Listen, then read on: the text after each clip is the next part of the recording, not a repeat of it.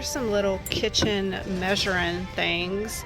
It's not a whole set of them, but I think that's okay. I think I still have an idea for these. I want to thank Squarespace for sponsoring today's video. These two smaller pieces, I think I'm just going to leave them the metal color that they are, but this one I do want to paint it. I'm going to be using Dixie Belle chalk paint in the color Cotton. It's just a nice, pretty, bright white. So I'm going to put a couple layers of chalk paint on here, and then I'm going to distress it because I really want to see all those little numbers and those little measuring marks.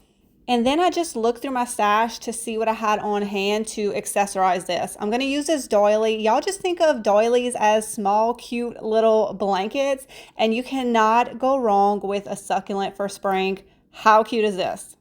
Now we're going to move on to the other two cups. I took some moss out my stash. It's just going to take a very small amount for this project, and I'm actually going to hot glue the moss to the inside of the cups. And that's going to create some little tiny nest inside of there. Now we need some little tiny eggs. Now I've never been able to find tiny eggs. So what I do is I take my IOD air dry clay that is always in my stash, and you just ball them up into an egg shape. And then you can make them the exact size you need for your project. So now I'm just going to hot glue these into my little moss nest. And then I felt like I wanted to add just a little bit of color. So I took one sprig from the Fall Array Half Sphere. It is this beautiful vintage purple color. And I just cut up this one tiny sprig and I hot glued that into my little nest. And I felt like it was just the perfect little pop of color. I wanted these to hang, so I felt like lace would be perfect. And it would also tie into the doily if I decided to stage all of these together. These came out absolutely adorable. I staged them on these hooks that I have in my dining room, but just think of them as a little spring tag that you can put anywhere in your home. And as you can see from the stuff that is in my hooks, I love accessorizing with kitchen items, and look how pretty these look against the basket. And then y'all, I went to stage our other little piece and I ended up hanging these on this oval basket, and I'm obsessed with the way that it came out. And of course, our little succulent is cute as well, but I think the little nest just stole the show on this one. Found 3 little cloches. Actually, I think they might be, I think they're plastic, but they're not all scratched up. I'm gonna get all 3 of these. You know, I always have a few little wooden furniture feet in my stash, and normally I can get the screws out, but this one was glued in and it was not coming out. So I'm going to work with it. I have this little bunny in my stash. Actually, I have 2 of them, and I'm going to drill a hole in them. So I just found a drill bit the size that I needed, and these are resin and they're hollow. So it's actually really easy to drill a hole. And look at that, so perfect, fits like a glove, but I feel like the color is all wrong. I like the color of the wood, so I don't want to paint that. We're going to paint the bunny, and my favorite painting technique, hack, whatever you want to call it lately, is the Dixie Belle Iron Patina paint with the Dixie Belle blue and green patina spray. Absolutely love it. It just gives you the most beautifully aged, rusted patina look, and it's going to look great with our little wood feet. I'm going to glue my little bunny onto the wood feet. I guess this wasn't totally necessary, but I did it anyway. And then I had these little wooden knobs in my stash that match perfectly with the wood on the feet. So I took them and I glued them on top of our little plastic cloches, and it was just a match made in heaven. This whole entire piece, I absolutely love the way that these came out. I found a different base for this glass cloche. I had this very rustic grade age piece of wood, and look how perfectly it fits on there. Y'all might recognize this bunny. I always use him for staging, and he looks so cute on here. Then I had this little knob in my stash. I want to say it came off a little magazine rack, but it was the perfect size to add on top of the cloche, and I really like the white with the grade wood. And now we have a cute little cloche for our precious little bunny. Don't you just love when you have all of these different pieces and then they just come together so beautifully? I love the way these came out. I really like having stuff under cloches. It just makes it seem a little bit more delicate and precious and special. Cute leather baby shoe. I know exactly what I'm gonna do with this. There's only one of them. I wonder if that, oh, look, y'all, here's the pair. All right, now we got two of these to DIY with. The first thing I want to do is just grunge up this piece a little bit. I'm going to be using Dixie Belle's Gray Grunge. It is a wax, and I love the way it looks when I add it to these leather pieces. I actually did a pair of ice skates over the holidays, and I especially love how it looks in the threading. So you know how at Christmas time I say everything with a hole in it gets a Christmas tree? Well, the spring version of that is everything with a hole in it. It's springtime gets a bird nest. So I filled my shoe with just some scrap fabric, and now I'm just putting a little bit of green moss, and I made me some little tiny bird eggs using the IOD air dry clay. You just roll it up to the size that you need, and I'm hot gluing all of that into my cute little grungy leather shoe. For the other shoe, I wanted to add a little bit of greenery. This is the Splendid Psidium Bush that is available on my website. I love the vintage look of this, and it pairs perfectly with this leather shoe. So I'm adding a little bit of moss, and I'm cutting off a few sprigs just to add in here. And then I took one sprig and cut it up even smaller and added it to the other shoe as well. I feel like none of y'all will ever pass up a leather baby shoe again. Look how cute and vintage this looks. And then I thought, let me tie the laces together, and then it could hang on a little hook or a little knob. So I have this on my hutch in my dining room, and they also looked adorable styled in my foyer. And I just absolutely love the simple vintage look of these. What is this? It's a tiny little cloche. It's plastic, but I think we could have some fun with this. The first thing I need to do is take it from plastic looking to expensive looking. So I'm going to be using Dixie Belle patina products. I decided to paint one with the Dixie Belle bronze patina paint. So I'm going to get a couple quick coats on here, and then I'm going to take the patina sprays. I always like to do a mixture of the blue and the green. So I'm going to spritz these down and just wait. And once it dries, you'll get this amazing patina effect. They have this little weird knob at the top of the plastic cloche. So I want to cover that up, and I thought a little lace ribbon would be perfect. So I'm just going to hot glue that right on top.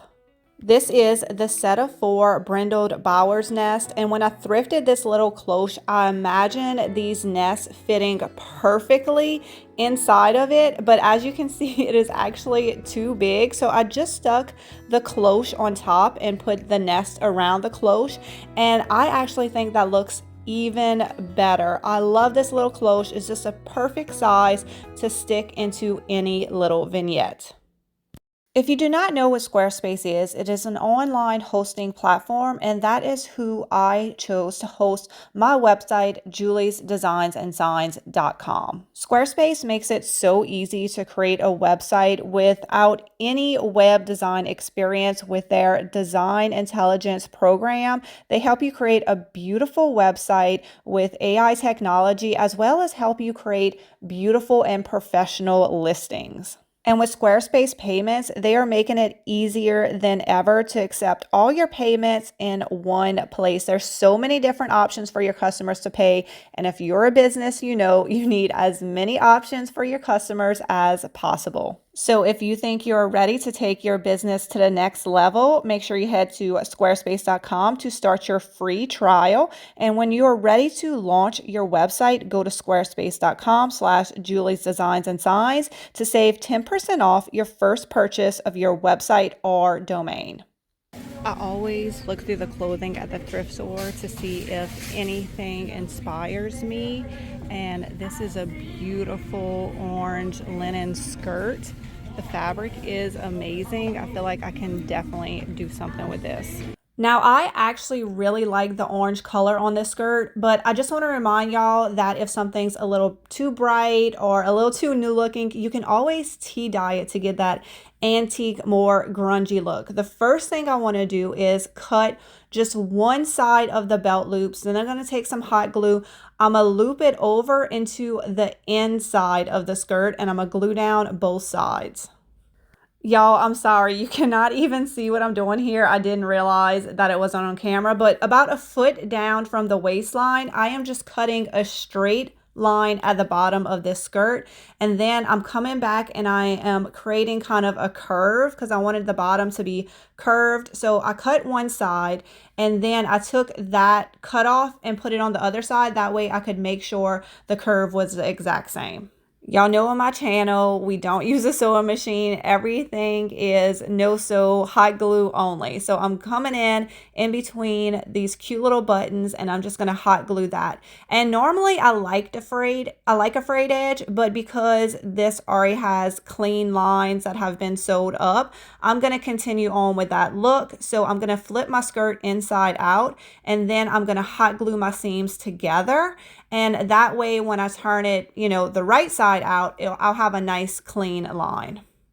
I decided I wanted to add something to the front of this. So I already had these little drop cloth squares that were the perfect size. I just need to round out the bottoms. I want it to look like little pockets.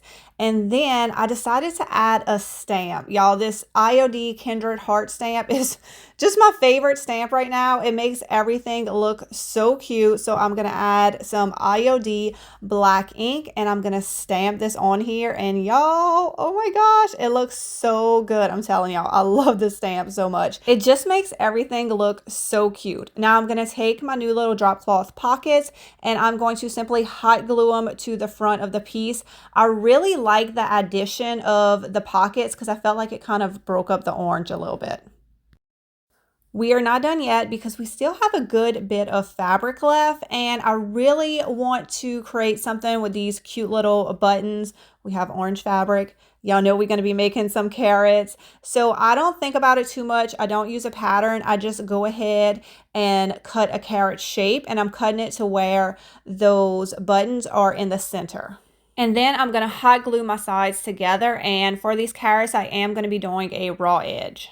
I'm stuffing my carrot. I like to use pillow stuffing. You can get a whole pillow at Walmart for $3 or $4. And this is the Baby's Twilight Bush that is available on my website. I think it is just the perfect greenery for a carrot topper. So I'm going to stick it in there and add a little jute twine. And that is it. This carrot is done. Now I still had some more fabric left over. So I decided to make 3 more smaller carrots. And since they didn't have any details like the buttons on them, I decided to add the kindest regard stamp and stamp the front and the back of these orange carrots. And I just love the way that these look. Now these carrots are smaller, so I'm taking my Baby's Twilight Bush and I'm just cutting off all of the sprigs of greenery. I've already stuffed my carrots and I'm taking one sprig, sticking it in, and then adding my little jute twine just the same way I did the bigger ones. And now I have 3 smaller carrots. So y'all let me know which ones y'all like better.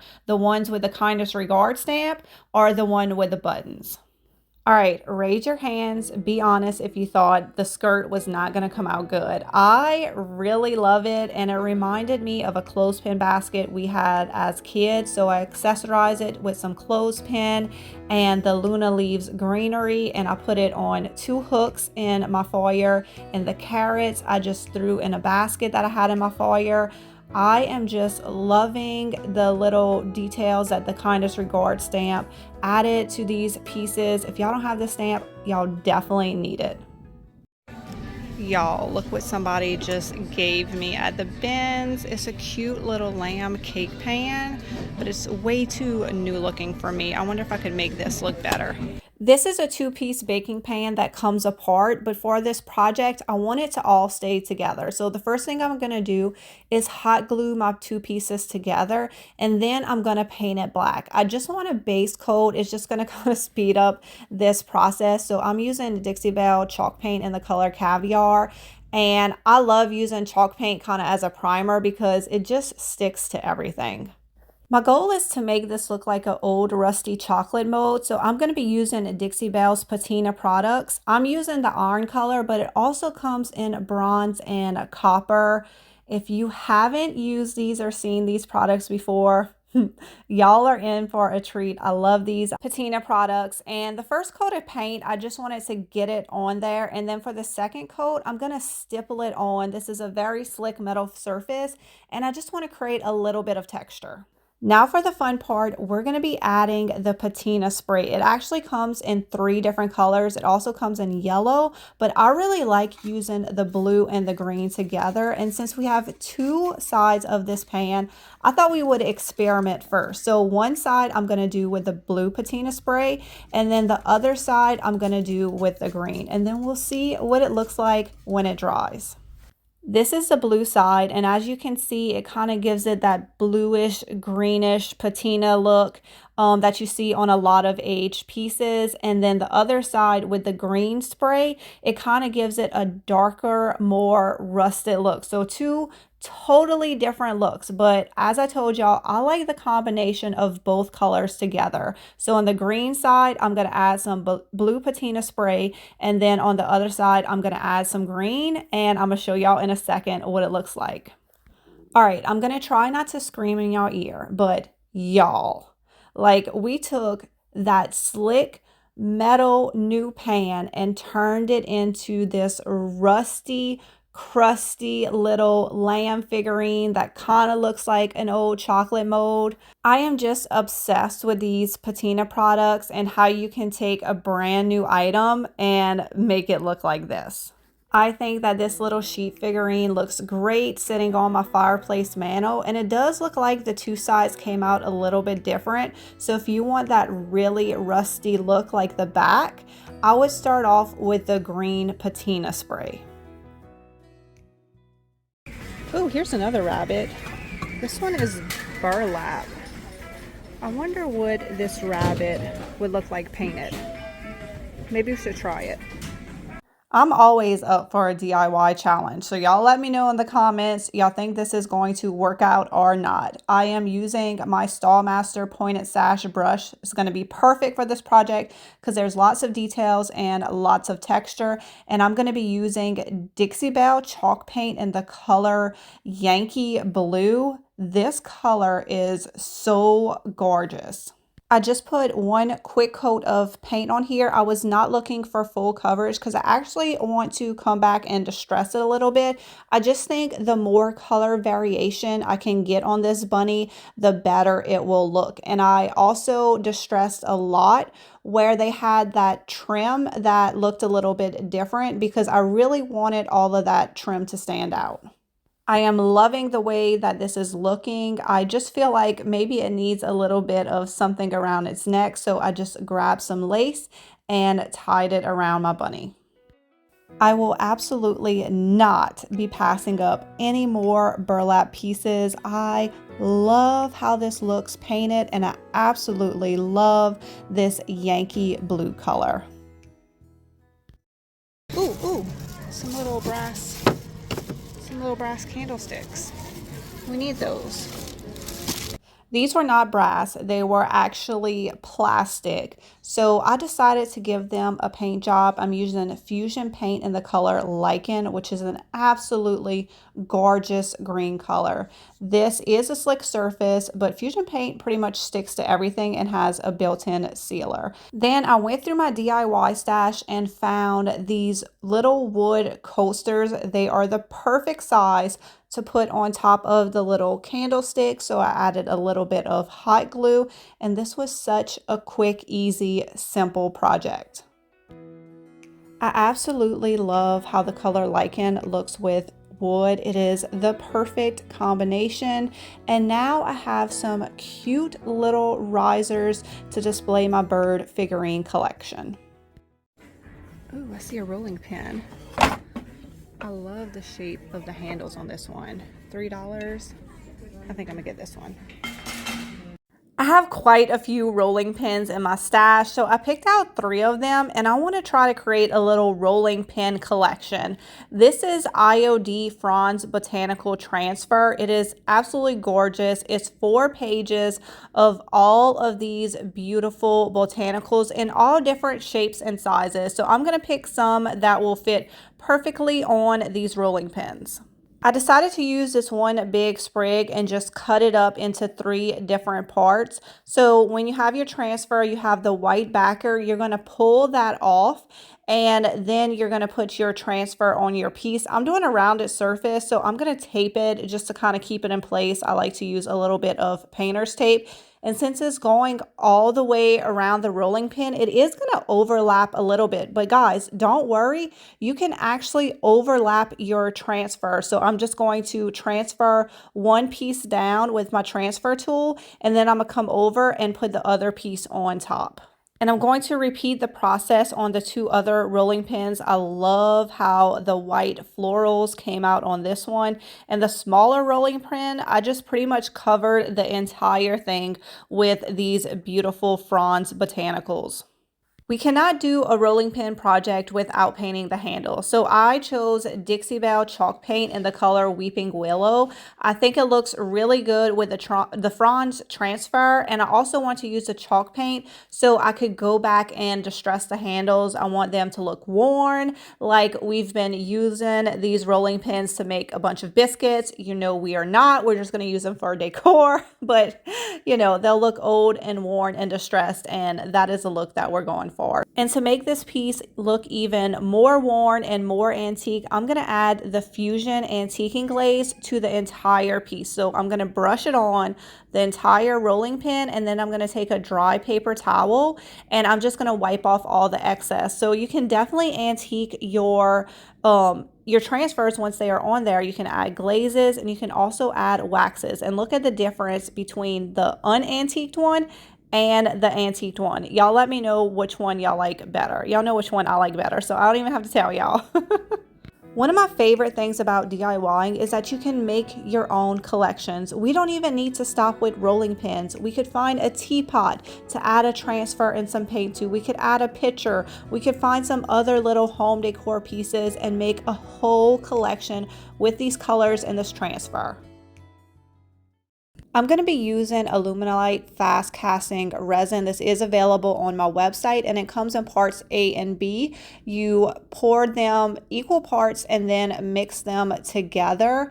It does dry pretty quickly, so as soon as you have it mixed up, you do want to pour it out, and you'll be able to tell when it dries because it's going to turn completely white. It's always so fun to watch these castings dry completely. Once they are all the way dry, the next funnest part is popping them out of the mold. And look how deep and detailed these molds are. I am so excited about these. Next, I'm going to take my pointed sash paintbrush. You definitely want something with a pointy tip to get into all the details of this mold.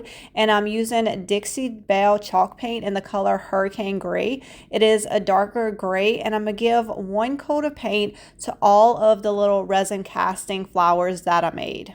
Next, I'm going to take Dixie Belle White Wax and the Dixie Belle French Tip Paintbrush. This is my favorite paintbrushes for waxes, and once again, it has that pointed tip, so it really gets into all the details. I'm going to put a coat of white wax on here, and then I'm going to take a dry paper towel and just wipe off all the excess, and it's going to give us that faux cement look. I could stop here, but I think the more colors and the more dimensions, the more realistic it looks. So I want to take the Dixie Belle Dirt, and I'm going to take 1 paintbrush and apply the dirt just to all the edges of the little flower pieces, and then I'm going to take another brush that is dry and just kind of wipe off any of the excess, and the Dixie Belle Dirt will adhere to the wax, the white wax that I put on there, and you can see the before and after how it just adds a lot of dimension.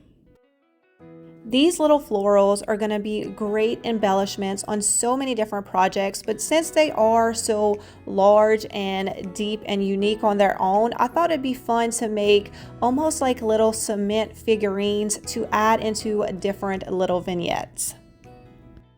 Sorry guys, I might have went shopping without y'all and I found this beautiful enamel pot. Unfortunately, the handle was burnt, but we can easily fix that. I think Dixie Belle's chalk paint in the color English Ivy is going to be the perfect choice and go great with the florals on this pot. I wasn't going to paint the little knob. I thought the wood tones will look good, but once I painted the handle, I felt like the knob needed to be painted as well. I also like the solid color of the green, so I decided not to distress it. I'm just going to seal this chalk paint with Dixie Belle Sealer in a flat finish.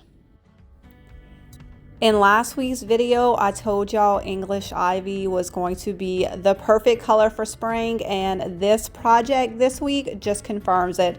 Look how amazing it looks with white and all the florals on this enamel teapot. Thank you so much for watching today's video. I hope it inspired you. Please leave a comment below and let me know what is your favorite spring projects. And of course, all of the paint products and beautiful home decor can be found on my website, juliesdesignsandsigns.com. And if you're interested in starting your own website, make sure to check the links in my description for a link to Squarespace and the 10% off code. Y'all have a wonderful day, and I will see y'all next week for another DIY home decor thrifting video. Bye, guys.